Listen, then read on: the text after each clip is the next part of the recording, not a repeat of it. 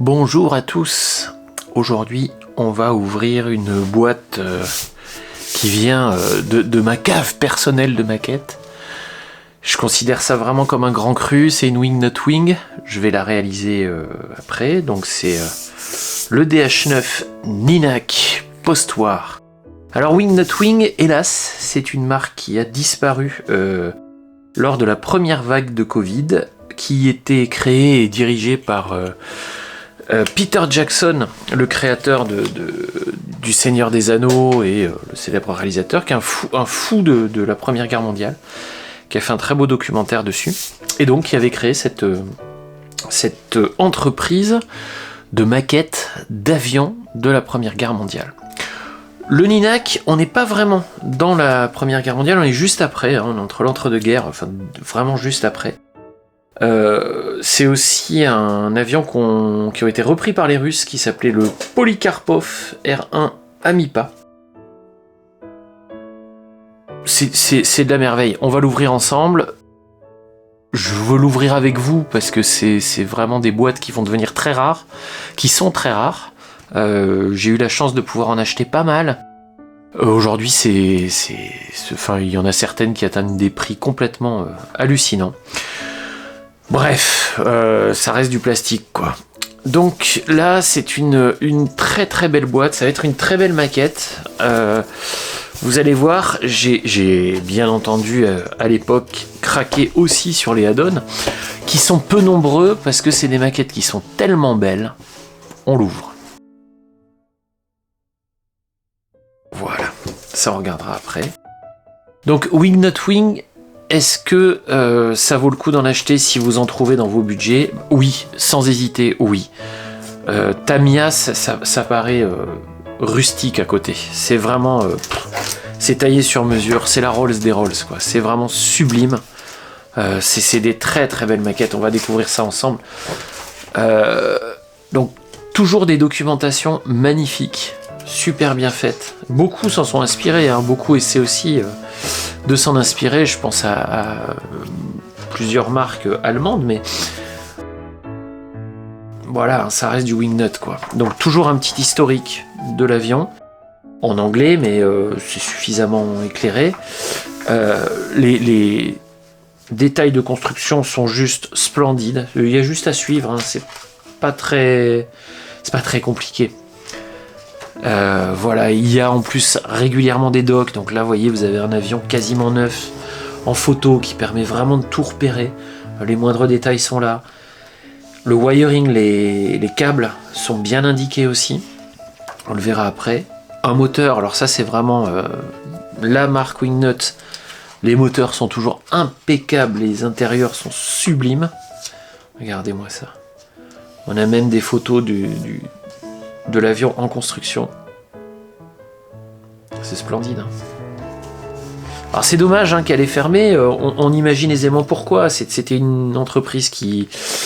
Enfin, c'est des maquettes qui coûtaient déjà cher, hein. Ça coûtait 120 €, quoi, une maquette comme ça. Ça paraît beaucoup, mais vu la qualité du travail, c'est pas suffisant. Je pense que c'est pour ça qu'ils devaient pas marger énormément et ils s'en sont plantés. Voilà, donc plusieurs versions à chaque fois. Il faut bien regarder la version qu'on va faire parce que la version, c'est pas juste la couleur, hein. Chez Wingnut, il y a toujours un souci du détail. Bon, ça, ce sera peut-être un Gaspatch, on verra. Ouais, Gaspatch modèle fait des add-ons très très jolis. C'est vraiment impeccable.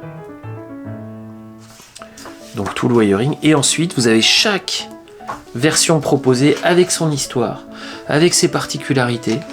C'est vraiment très très beau. Voilà, et le Polikarpov en dernier. Donc R1 Amipa. Superbe.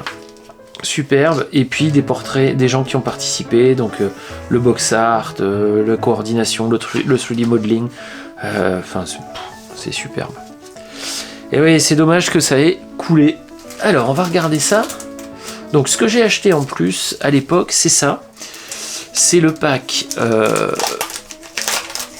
HGW. C'est une super boîte. Si vous cherchez des ceintures, des sangles, plein de petits détails. C'est très très beau, c'est du vrai tissu. On le fera, on le verra bien quand on collera ensemble. Et puis quelques petites parties de photo-découpe.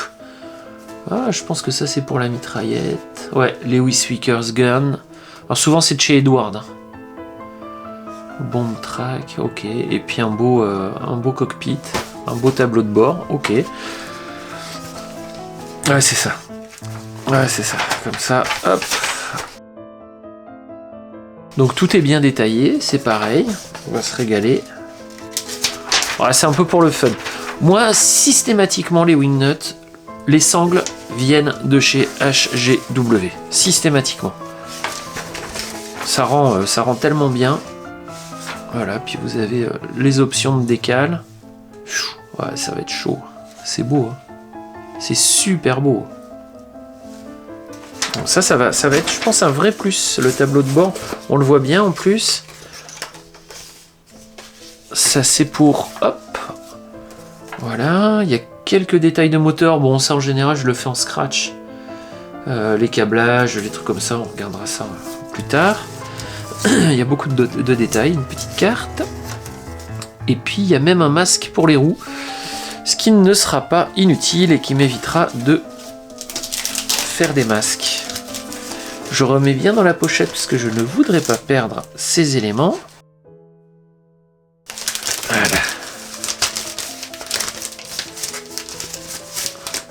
Ok. Alors, on va regarder la première planche. Ouf. Donc, un petit scalpel. On va les ouvrir ensemble. Hop, voilà. Alors, voilà. Là, on a le tableau de bord original. J'aime bien aussi, c'est vrai que c'est un tout petit peu plus grossier que les photos découpes, mais je sais pas si vous voyez bien, c'est superbe. La gravure, elle est parfaite, quoi. Elle est parfaite. Ok. Et même les petits plis de tissu, il n'y a pas un seul flash. Les injections sont faites toujours derrière. J'ai jamais eu à reprendre une injection. C'est toujours hyper intelligemment fait. Alors on a deux planches comme ça. Je ne sais pas trop pourquoi il y en a deux. Puisque normalement j'ai deux roues. Ah oui, c'est des roues différentes. Donc voilà, vous avez option roue flat ou roue entière. Il y a même la gravure hein, de la marque dessus. C'est trop beau. Alors c'est vraiment voilà. Je pense que des moules seront rachetés. Il y a eu un essai avec le Fokker 1 de Meng, qui est un moule wingnut. Mais ils ont raté la documentation. Ils n'ont pas la même classe dans les détails. Hein. Ça se fait... c'est à peu près la même. Ouais, il y a des beaux échappements. L'avantage de wingnut, c'est que c'était vraiment absolument démentiel. Alors ils ont fait des très gros modèles. J'ai eu la chance d'acheter un Felixstowe avant que ça coule. Felixstowe, on le retrouve aisément dans les 500, 600 $ ou euros sur le net. Là, il faut regarder le siège. Voilà. Vous avez tout l'osier qui est gravé. J'ai jamais vu ça, quoi. C'est sublime. À chaque modèle wingnut, c'est vraiment comme ce que je vous dis, comme si je sortais une bouteille de vin de grand cru et que je me disais bon allez, là ça va être super. Avec l'avantage par rapport au vin que ça ne vieillit pas et que vous prenez pas de risque. Magnifique, hein. Magnifique. Ça c'est magnifique. Le moteur. Alors le moteur est superbe. Il y a beaucoup de planches, beaucoup de pièces.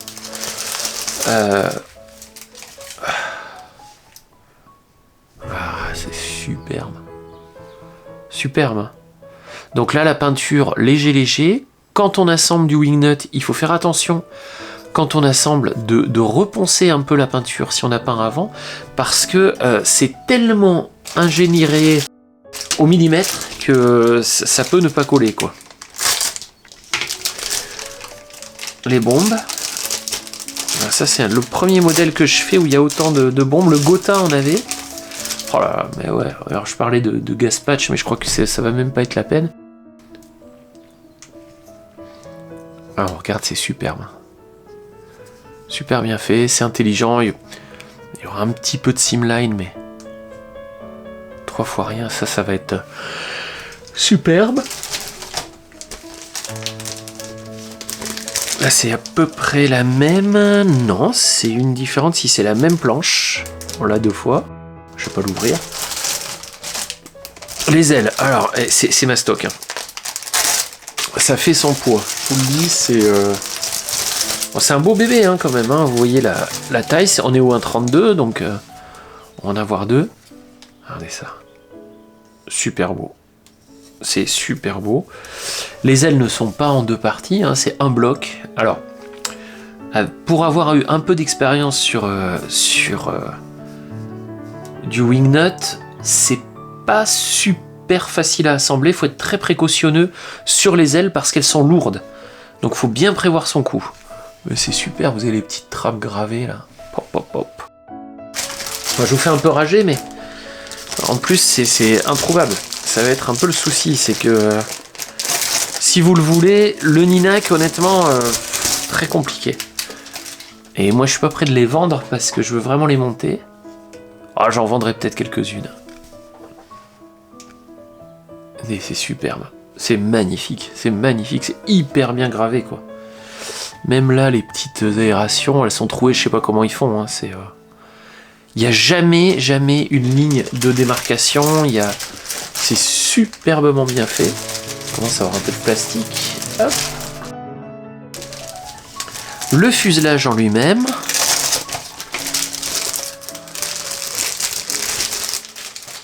Ah, super. Bon, je vais pas arrêter de vous dire, c'est superbe.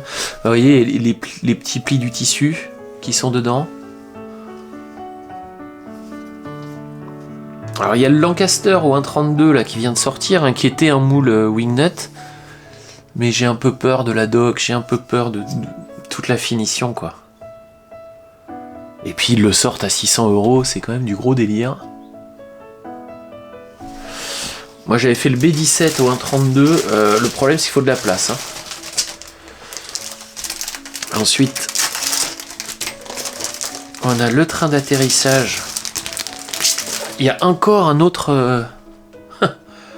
Il y a encore un autre tableau de bord. Encore des roues différentes. Alors je sais pas la différence. Si elles ont l'air grosses, celles-là. Donc vous avez plein d'options. Ah, mais regardez ça c'est... Bon, ça à couper, il faudra faire très attention, mais... Vous vous rendez compte à mouler? Enfin, c'est un truc de fou, quoi. C'est superbe. Là c'est bien, on a les rivets sur les roues, je sais pas si on voit bien. C'est légèrement enfoncé. Enfin, c'est fait dans le détail. Ok. Et puis une belle planche de décale. Alors, c'est du cartographe. Ça l'est pas toujours. Ah oui, il y a même voilà, une planche de photo hèche. Alors, la photo découpe. Ça c'est les coutures. Les viseurs, la gâchette, enfin je sais plus comment ça s'appelle, sur la mitraillette, et puis les sangles. Ok. Puis quelques détails. Ici les coutures, c'est intéressant. Et superbe planche de décale. Bon bah ça va être un peu mon petit plaisir en attendant le Bismarck. Que je vais bientôt démarrer. Je finis le Yamato et puis on va s'attaquer au Bismarck. Et ça va être super sympa. Voilà, une petite ouverture de boîte. J'espère que ça vous a plu, que ça vous a donné envie d'aller voir du côté de la Première Guerre mondiale. Vous avez une excellente marque aujourd'hui. Je ferai peut-être une ouverture aussi ou une revue. C'est CSM, Cooper Slate Model, qui sort des avions au 1,32, honnêtement ça commence à toucher du wingnut quoi. C'est super chouette et c'est beaucoup moins cher. J'ai le Caudron G3 que je vous présenterai prochainement si ça vous intéresse. Merci de m'avoir suivi et puis à très bientôt pour ce montage ou un autre. Bonne journée.